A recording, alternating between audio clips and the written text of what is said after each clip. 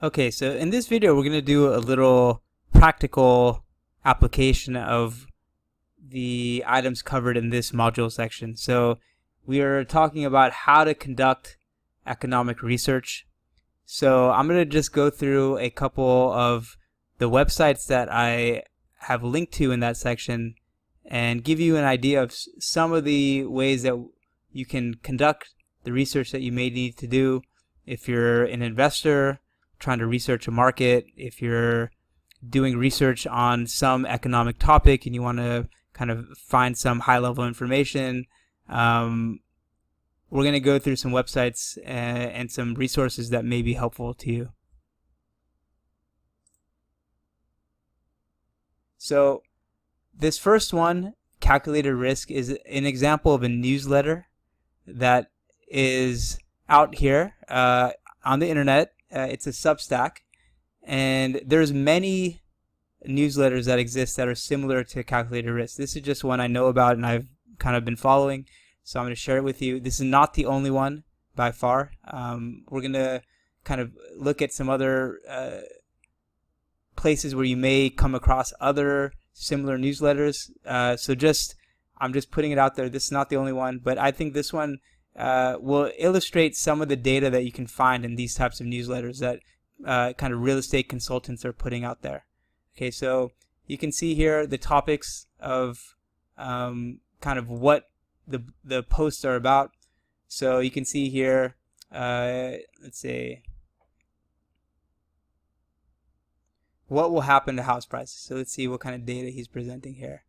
So, this one looks like you need a subscription. Okay, so it looks like it's under a paywall. Let's come back to this. But you can at least see some of the topics that he's covering. Current state of the housing market overview. So he's going to show you, looks like new property counts. So this is kind of the supply of housing that's kind of available. So he's going to show you a lot of high-level data. But let's come back to this. I think he also does like specific markets. Like he'll look at a particular city or list all the cities, and their vacancy rates, so it's a pretty useful website. But let's come back to this. Okay, so the Federal Reserve Bank of St. Louis has a lot of economic data, so you can see some kind of sample searches that they're giving you. So for example, if we wanted to look at the unemployment rate, let's just see if we can just click on this. It's going to give you a graph. Okay, so you can see here, this is the unemployment rate nationwide, and it says basically it's going back to 1950. So you can see here what happened here. This was in 2020. This was COVID, right? Unemployment peaked, and you can see kind of where we are now. Okay, so this website, the St. Louis Federal Reserve Bank, is Fred, and it's linked on the Canvas page, so don't worry about getting the address here. I'm going to provide a link to you. So it's going to have kind of basic economic data, interest rates. Let's see what we have here. The 10-year. Okay, so let's see, market yield of U.S. Treasuries. So we've talked about this as a benchmark for a lot of real estate loans, is the 10-year Treasury. So you can see here they're giving you a graph of how that's looked since 2020. You can see this is just 4 years. So you can see it went from under 1%, 0.5% here, and now it's at 4.3%. So this is a very, very big change in the interest rates. If you click on the 10-year, you can see kind of how it dropped down and then it spiked up. This movement here is pretty big over a relatively short period of time. Just like this, the decline from around 3% to 0.5%. That was also a pretty big decline, but a lot of that happened during the COVID situation, where the Fed, in order to keep the economy kind of not stalling out, lowered interest rates a lot. Okay, so that's this Fred economic data website. Okay, so if you go to the categories, you can see all the different types of data that they're going to have, price of commodities. So this is a website worth exploring, not just for real estate, but for if you do any type of like business analysis. This website could be helpful and have information you might need. Okay, another useful one is the U.S. Census Bureau. You can see here that it's giving us some basic demographic information for the country as a whole, 334 million people, and it's giving you the percentage breakdown by kind of age and sex here, some ethnic data here. It's giving us some information on housing. So housing units, there's 145 million housing units. Owner-occupied housing rate, so 64.8%. I think I quoted this statistic somewhere else in my videos.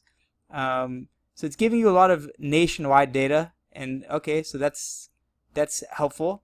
But if you wanted to look at a particular town, so let's look at Pleasant Hill.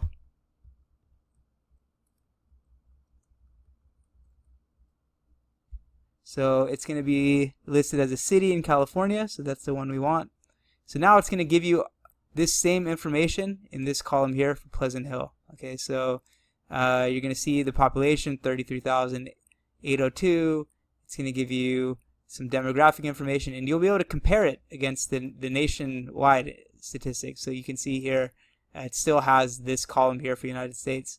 And so let's go down and see income. Okay, so the median household income in Pleasant Hill is around 140,000 compared to a national median income of 75,000. So we can conclude here that Pleasant Hill is close to double the national median income. Okay, so this is a high income area. And I bet if we looked at somewhere else like Palo Alto, you can see that Palo Alto is even higher at 214,000. Okay, so if you want to research a specific place, this is a very useful website. We're going to use Tuscaloosa, Alabama, because I was actually looking at a real estate deal there recently. So let's just add that to the mix here. I'm going to get rid of Palo Alto and get rid of Pleasant Hill. So you can see the population. It's missing some data, so you can see here it doesn't quite have the housing units. And let's go to the income. Okay, so you can see here that it is lower than the national median. And so you could basically go through and they probably have some information on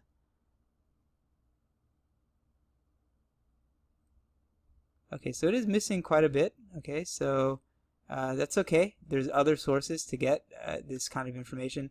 The median housing price, so you can see 281 is the national average, but the median home price value of a home for owner-occupied housing is lower in Tuscaloosa, and the rents are also lower. Okay, so that doesn't necessarily mean the investment is bad just because it's lower than average, because the price for the real estate is also going to be lower. So you can still get a decent return, but this information is just good to know so that you can kind of understand what the area is like. And really, this is giving you static information.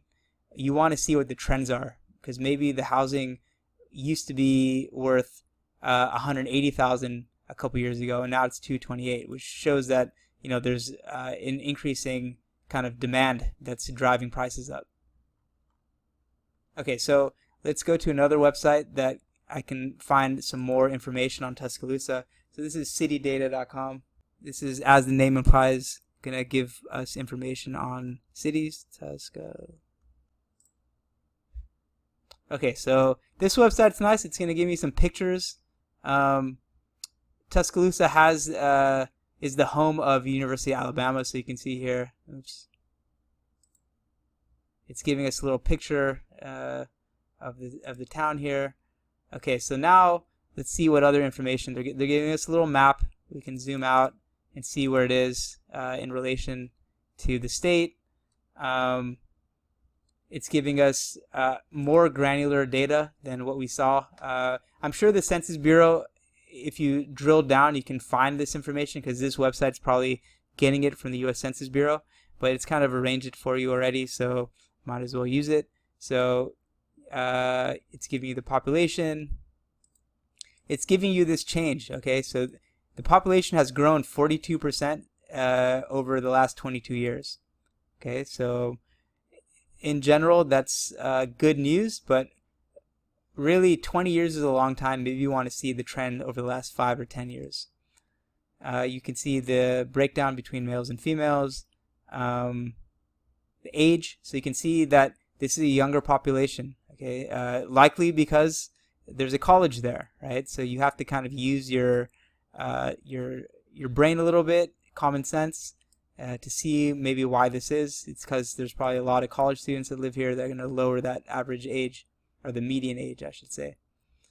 Okay, so then you can see the household income of Tuscaloosa versus Alabama. Again, this is probably largely driven by the large student population, because the students are earning not very much, and so they're going to bring down this median household income. Okay, so it's giving us some demographic information here. It's giving us some crime statistics. So we scroll over to 2022. It's not quite the best graph here. It's not letting me scroll very easily, but you can see that the top is murders, rapes, robberies. So you as an investor are going to want to see the trends in this and kind of the rates too.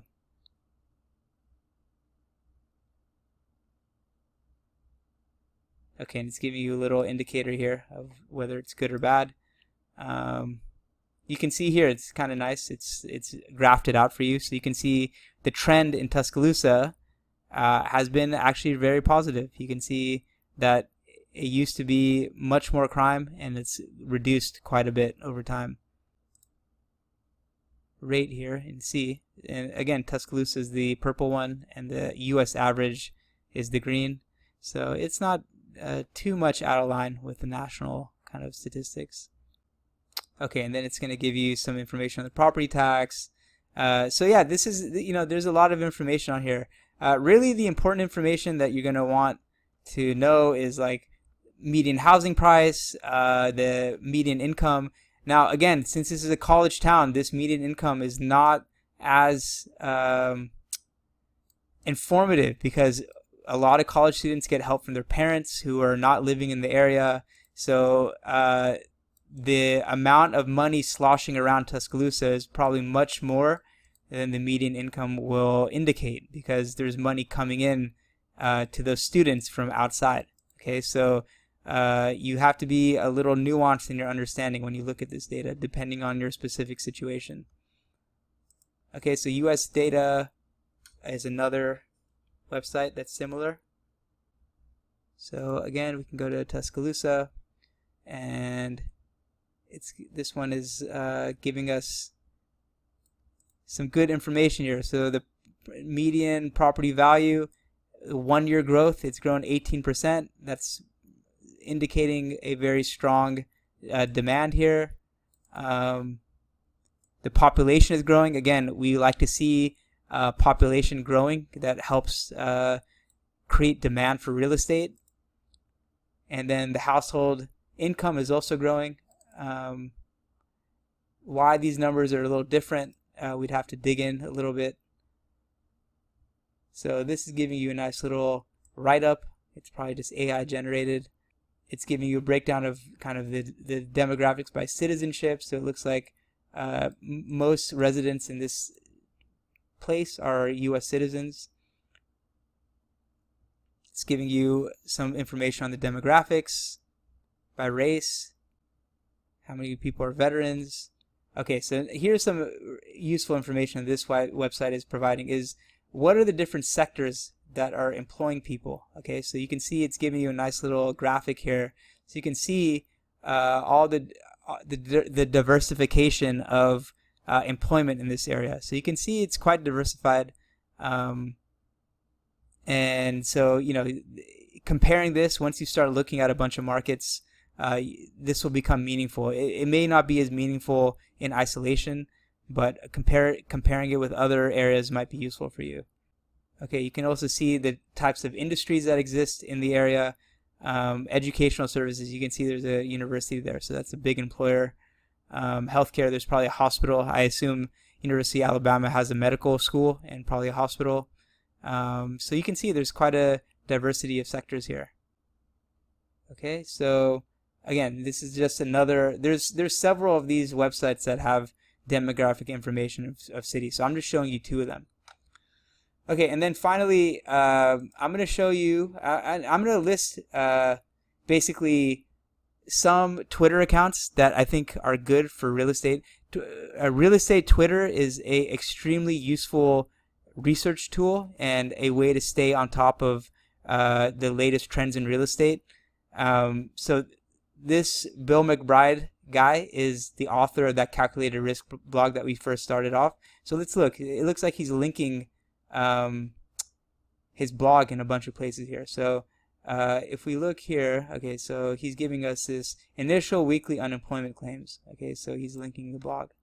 Okay, so it looks like it's taking us to his blog, which maybe it's going to have ads, but it's free. Okay, so what is he writing about? So he's saying, hey, the Department of Labor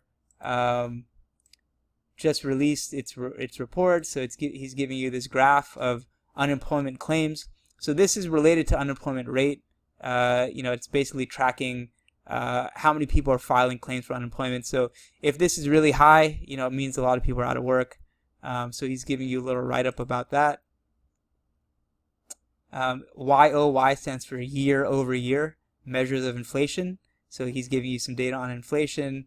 A lot of his stuff is about housing, but everything is related. The inflation rate is going to affect what the Fed is going to do with interest rates. So keeping track of just the general economy is going to affect housing.